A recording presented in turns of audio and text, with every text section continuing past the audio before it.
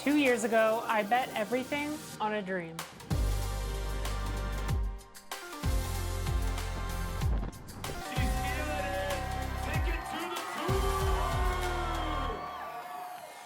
Not in spite of my past, but because of it. I wanted to see what could happen if I brought everything I'd learned about mindset, health, and myself back to snowboarding. To finally make peace with the sport I once had to walk away from. Standing at the top of this mountain, I was one run away from qualifying for the Freeride World Tour. But to understand how I got here, we have to go back to where it all began. I always dreamed of being an Olympian, from hockey to baseball. I guess you could say I was a natural athlete, until I traded my rental skis in for a snowboard. I was terrible at first, but obsessed. My grandpa welded rails that I would ride in my Ottawa backyard, and that taught me work ethic that would carry me into everything I did after. With no big mountains nearby, I would watch snowboard movies on repeat, imagining myself in them. And the dream became real when I started winning competitions, landing sponsors, and earning a spot on the Canadian Junior National Snowboard team. On paper, I was living the dream, but behind the scenes, I was struggling with injuries, pressure, and panic attacks that I didn't quite understand. 2015, a year after missing the Olympic cut, I made what felt like the hardest decision of my life. Walking away from that dream to focus on my mental health. Like many athletes, I went through an identity crisis. Who was I without my sport? Slowly, I rebuilt. I started training and competing in CrossFit. I built a successful marketing agency, and I started sharing my story online. The reason that I left snowboarding at the time is because of where my mental health was, and I didn't see any other action sport athletes or really athletes in general at that time talking about mental health on like the impact that has. And which led to some really cool opportunities, like running the New York Marathon, public speaking, and skiing 100 kilometers for mental health awareness. But the real work is what happened inside. I realized that mental health wasn't separate from performance, it was the foundation for it. And that's what made me wonder, what would happen if I brought this version of myself back to snowboarding? In 2022, after only snowboarding a few times a season, I decided to make a trip to the mountains to go visit some friends. As someone who used to be confident on 50+ foot jumps, I was so scared of the steeps and 2-foot drops. Freeriding was an entirely new world compared to the groom parks that I was used to. But fear and I have an interesting relationship. I usually make decisions based on what scares me most because fear is always what leads me towards growth. I remember even joking with a friend, maybe I'll try to make the Freeride World Tour one day, and I just laughed it off, but I think that thought just stuck with me. And the next season, something shifted. I started riding with my brother and our friends again, just for fun, but that spark really came back. I started getting tricks back, and I was just having so much fun. Later that season, I entered a rail jam, the first competition I had done in 8 years, and I actually ended up winning. Which, funny enough, was the most prize money I'd ever gotten in my career. Then after that season, I went down to the river, which is usually a place I go to reflect or read, and I called my dad. I said, I think I want to make the Freeride World Tour. I am always calling him with crazy ideas, so he just kind of laughed it off, had obviously some questions, and then also asked, what is the Freeride World Tour? So for those that don't know, it takes the top skiing and snowboarding women and men freeriders in the world to some of the most extreme terrain in the world. Basically, you have no practice, you look through binoculars and drone footage, you see where you want to go, you pick a line that's steep, has a lot of cliffs, maybe you want to do some tricks, and then a helicopter drops you off and you go and do your run, hope you land it, and you get judged based on how well you rode it and the difficulty of the run. So yeah, definitely something new for me. But from that moment, coming back to snowboarding wasn't just a thought anymore. I was all in. I guess I felt like I still had something to prove in snowboarding, but this time it was for no one else but myself. I know betting everything sounds really dramatic, but it's true. I left the business I built, the CrossFit goals that I had, to start from scratch in a new discipline I had never tried before. It was trading stability for uncertainty, and it fucking terrified me. But I knew I had to try. Fueled by the physical and mental strength that I had built and my life savings from my business, I started traveling around North America to the Freeride Qualifier event. It made no sense on paper, and I wasn't chasing external validation. I was following a gut instinct and just following my heart. The first season felt like a crash course in patience. With the way the point system worked, I couldn't just get into high-level events. I had to start from scratch at local comps, 2 stars, 3 stars, just to get a ranking. Eventually, I got a spot in my first 4-star event, the last one of the season. And if I landed on the podium, I would earn my way to the Challenger Series, which is like the playoffs of the season for each region, where only one woman snowboarder gets the World Tour spot. Naturally, I ignored the insanely high flight price and just booked the trip. Thankfully, a few days earlier, I had earned some prize money from a rail jam in Montreal, but then my car got stolen with my boots. So today started with my car getting stolen, but it actually ended up being a really great day, and I feel like it's just gonna be a really good week. Old me might have had an anxiety attack in the street or just thought maybe it wasn't meant to be, but I was surprisingly calm about it. It was one of those really cool moments where I realized just how much all of that inner work had changed me. And it gave me that assurance that nothing was really gonna shake me on this journey. So I made it to my film shoot, I got on the flight, I flew to New Mexico, picked up some boots at a local shop, and ended up landing myself a spot on the podium and into the Challenger Series. It was really cool to get to share that moment with my friend Megan and yeah, just get ready for the Challenger Series and what was ahead. And that's when things got real. The best riders in North and South America, 3 events, best 2 results count. And only the winner makes the World Tour. It's a pretty wild sport, I know. A lot of things have to go your way. I got 4th at my first comp, decent backup score.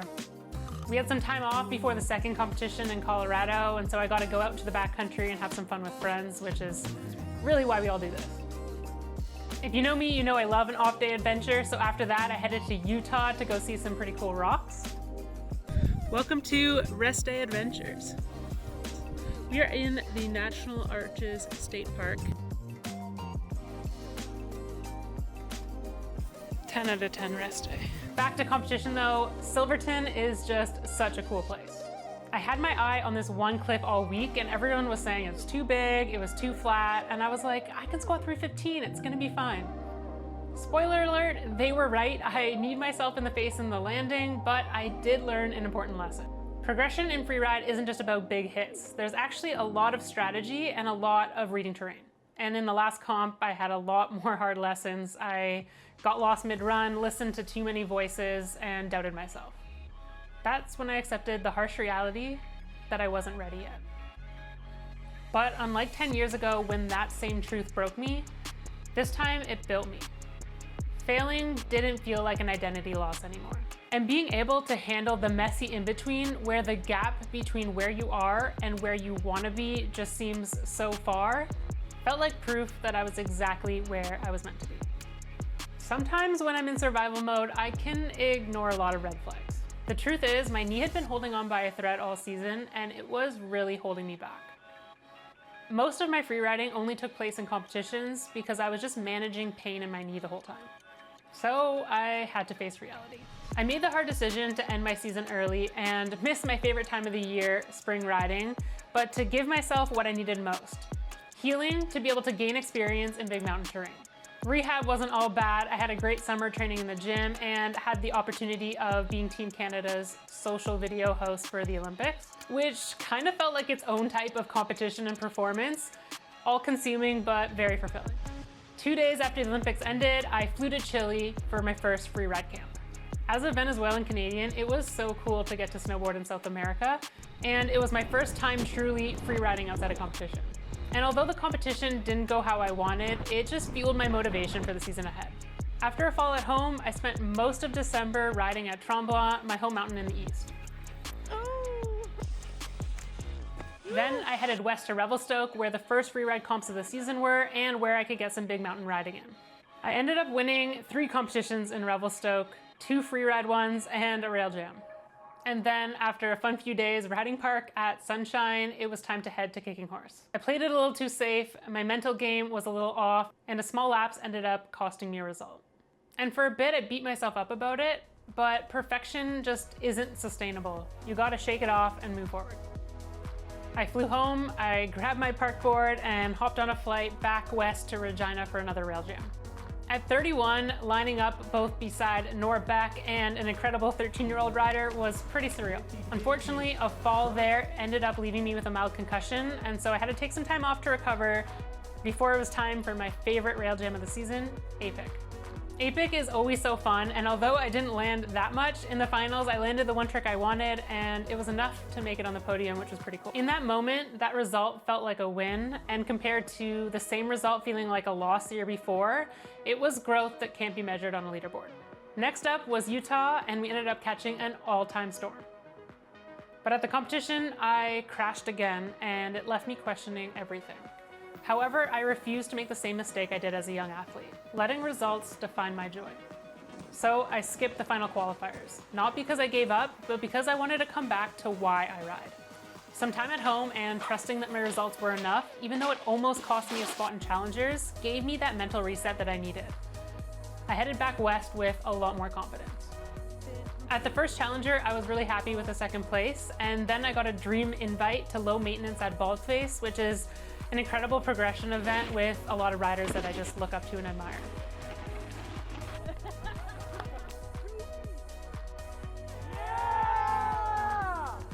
From there, it was straight back to California to film with Mike Bassich and the Nidecker crew, which just felt like that childhood dream of watching snowboard movies coming true. And those trips really reminded me that this journey wasn't just about competition results or qualifying for the Freeride World Tour. It was about getting a second chance to live out that childhood dream that I had. I flew straight from there to Colorado, and after another second place, it came down to one run. Win, and I qualified for the Freeride World Tour. Shuts it down beautifully and takes another nice big air. 2 years after sitting by the river with a dream that seemed crazy to most, except my delusional ass, I had made it. It would be easy to say that it was transferable skills or experience that got me here, but really it was everything behind the scenes. Freeriding wasn't just this other discipline to try, it was a side of snowboarding that I never got the chance to explore. And it showed me that I can chase challenges without losing myself in the process. I stopped trying to perform my way into peace and instead riding from it. And that's what made the difference. Freeride may be new to me, but this moment was built on every chapter that came before it. From who I became during my time away to that 13-year-old girl riding in her backyard and not coming inside until she landed the trick she wanted, it just goes to show that there's no perfect path. Nothing is guaranteed, but if you go all in and you back it up with belief, heart, and consistent action, you give yourself a chance. So if there's something that you've been dreaming of, wondering if it's too late, maybe this is your sign. It's never too late to bet on yourself. In fact, you should be doing that every day. Because the real win is who you become in your process, and nothing feels better than achieving your goals on your own terms. Thank you all so much for watching. This was episode 1 of All In. Basically the journey of how I qualified for the World Tour and coming back to snowboarding. The next episode we'll cover the off season. After that we're covering this pre-season trip out west, and then we'll be into the season and into the Freeride World Tour. So thank you so much for everyone who supported me along this journey. I love you all, and I'll catch you in the next one.